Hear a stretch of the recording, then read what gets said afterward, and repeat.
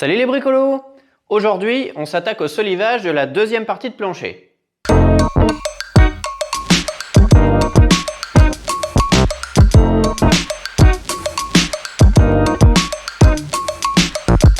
Je vous avais expliqué dans la première vidéo de cette série que les solives au-dessus du salon seraient installées perpendiculairement aux poutres avec un entraxe de 50 cm afin de pouvoir poser les joints d'OSB sur une solive. Je vous avais alors dit que je ferais autrement pour la partie du haut et que je vous expliquerai ça dans une autre vidéo.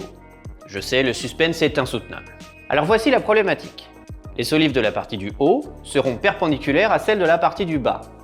Donc, si je veux faire pareil qu'en bas, entraxe de 50 cm et OSB perpendiculaire aux solives, je vais avoir du mal avec les OSB à cet endroit-là. Je vais devoir couper pour que ce soit bien droit et je ne pourrai pas utiliser les rainures et languettes, ce qui est dommage. J'en avais parlé avec Mathieu David qui m'avait expliqué, documentation technique à l'appui, que je pouvais poser les OSB parallèlement aux solives à partir du moment où il y a au minimum 3 appuis. Cette solution me paraît meilleure car elle me permet de poser les OSB dans le même sens sur toute la surface, ce qui devrait limiter les chutes et aussi me permettre d'utiliser les rainures et languettes. L'entraxe des solives de la partie du haut ne sera pas la même qu'ici, donc j'ai commencé par construire un nouveau gabarit. Je vais me faire un gabarit directement sur les plaques. Donc vous voyez là j'ai mis 3 chutes de solives et en fait ce que je fais c'est que je cale la chute sur la jonction entre les deux OSB. Je vais la fixer histoire que ça bouge plus. L'autre je vais faire pareil.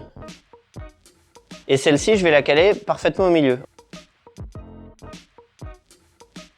J'ai placé les 3 solives en prenant en compte là où les plaques OSB se joignent pour que celle-ci soit pile au centre. Pour pouvoir fabriquer mon gabarit avec cette chute de bois.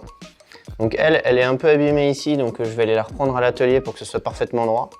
Je vais la mettre calée comme ça. Il faut que je sois parfaitement perpendiculaire aussi. Je vais me prendre ma petite équerre que je pose. Voilà, je suis perpendiculaire et je note pile l'endroit où ça se rejoint. Voilà. Et donc il faut que je coupe ici. Déjà on va enlever le petit bitonio là.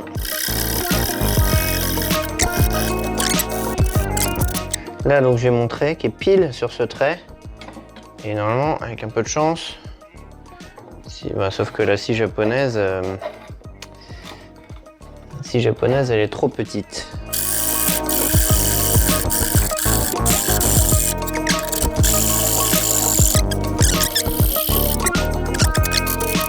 Moment fatidique, ça y est, on a notre gabarit qu'on a taillé de l'autre côté, qu'on a coupé de l'autre côté.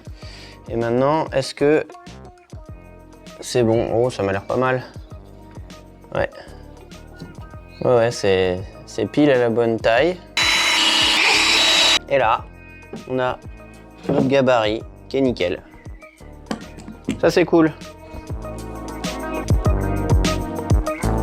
J'ai fait plein de plans, mais rien de tel qu'une pose à blanc pour être sûr de ce qu'on fait. Donc là c'est ce que je vais faire.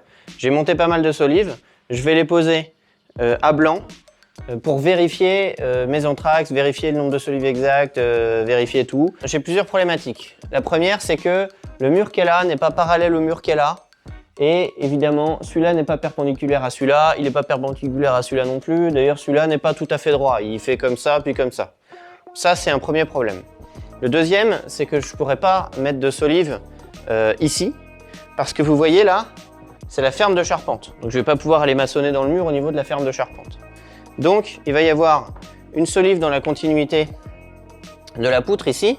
J'avais prévu le coup puisque ici, j'ai laissé de la place sur la semelle en béton armé. Là, je dois avoir 10 cm à peu près. Donc, je vais poser une solive à plat sur toute la longueur de la semelle avec une encoche ici qui me permettra de poser ma solive qui part dans ce sens-là. Ici, je vais en avoir une autre et toutes ces solives seront espacées de cette distance-là. Parce que cette distance-là, ça me permet de mettre 3 solives sous une plaque OSB dans le sens de la longueur. Donc, j'ai vraiment pas du tout de marge. Puisque je tombe pile et je peux pas faire moins de 3 solives, c'est vraiment le minimum. Donc je pense que ce que je vais faire, c'est que je vais caler mes premières solives grâce à mon gabarit autour de la ferme de charpente en prenant un peu de marge pour être sûr de pouvoir maçonner correctement. Et ensuite, en fonction de ça, eh bien, je vais reporter toutes mes distances pour voir comment je tombe au niveau du mur là-bas et pour voir comment je tombe au niveau du mur là-bas. Je tomberai pas juste, mais c'est pas très grave.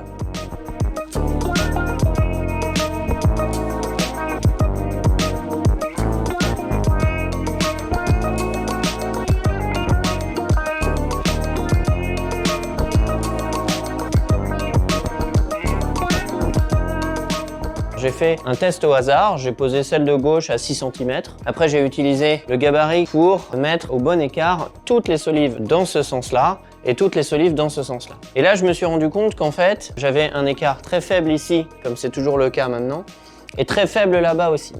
Et qu'en fait, là-bas, je pouvais mettre un écart normal sur entre la première et la deuxième solive.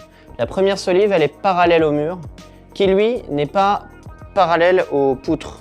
Parce que mes solives, elles doivent être parallèles aux poutres, forcément, puisqu'elles vont dans l'axe pour porter les OSB. Donc ce que j'ai fait, c'est que j'ai mis la deuxième solive à 33 3/4, enfin au bon écart par rapport à mon gabarit.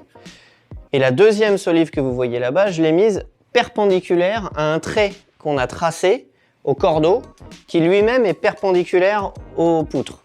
Donc un trait perpendiculaire aux poutres et me mettre perpendiculaire à ce trait, bah du coup, je suis sûr que ma solive là-bas, la deuxième, elle est parallèle à la poutre. Ce qui fait que j'ai la première solive là-bas qui est parallèle au mur et la deuxième solive qui est parallèle à la poutre. Ensuite, j'ai pris mon gabarit et je me suis mis au plus loin là-bas pour qu'il y ait l'appui normal à l'endroit où c'est le plus écarté. Comme le mur va un peu vers l'extérieur, je me suis calé là-bas pour avoir mon bon anthrax et ensuite je l'ai mise parallèle au trait. Donc ici, je dois avoir, je sais pas, peut-être 28 ou 30 cm. Là-bas, j'ai bien les 33 et quelques. Donc là, je suis nickel. Et une fois que je suis parti de là, je les ai toutes mises en utilisant mon gabarit pour que tout soit bien parallèle. Je me suis dit qu'il était beaucoup plus logique de commencer à poser mes OSB là-bas que là. Parce que là-bas, si j'ai des chutes qui font autre chose qu'un multiple de 50 cm, c'est pas grave, puisque je les pose dans la longueur. Donc en fait, ce que je vais faire, c'est que je vais poser mes plaques OSB en partant de là-bas, mais il faut que je sache à quel endroit je démarre. J'ai installé le laser pour voir où j'arrive par rapport au conduit de cheminée. Je pensais pouvoir démarrer sur le côté là-bas, mais en réalité, si je fais ça, je vais avoir genre ça entre le conduit de cheminée et la solive. Donc ça d'OSB, c'est pas terrible. Donc je vais faire l'inverse. Je vais partir de là. Une première fois, j'ai posé en me focalisant sur le centre pour avoir une première vision.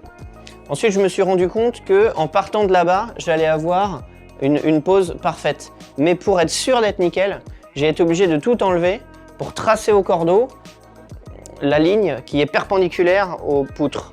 Comme ça, je suis certain d'être parallèle, parce que c'est quand même important de bien les caler, même si c'est une pose à blanc, il faut essayer d'être à peu près précis, quoi. Une fois que j'ai fait ça, ça me permet de voir exactement la répartition de mes solives, et ensuite de réfléchir à la façon dont je vais pouvoir poser mes OSB. J'espère que cette vidéo vous a plu, si c'est le cas, n'oubliez pas les pouces en l'air, les commentaires, le partage, bref, vous connaissez. Et moi je vous dis à la prochaine!